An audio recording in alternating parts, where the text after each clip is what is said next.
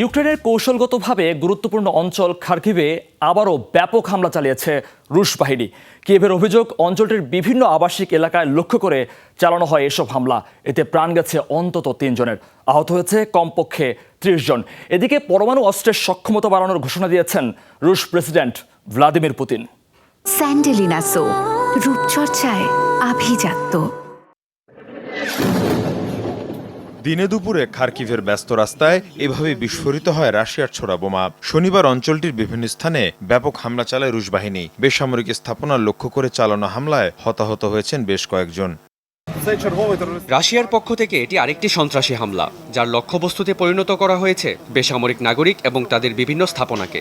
সামরিক স্বার্থের জন্যই এই হামলা। কিয়েভের দাবি, চলতি মাসে এখন পর্যন্ত প্রায় ২৫০০ গাইডেড বোমা ফেলা হয়েছে ইউক্রেনের বিভিন্ন স্থানে। এর মধ্যে খার্কিভে নিক্ষেপ করা হয়েছে ৭০০ বোমা। খার্কিভে ৪টি গাইডেড বোমার হামলা চালিয়েছে রুশ বাহিনী। ক্ষতিগ্রস্ত বিভিন্ন স্থাপনার মধ্যে আবাসিক ভবনও রয়েছে। এর পাশাপাশি দোনেৎস্কেও হামলা চালিয়েছে রুশ বাহিনী।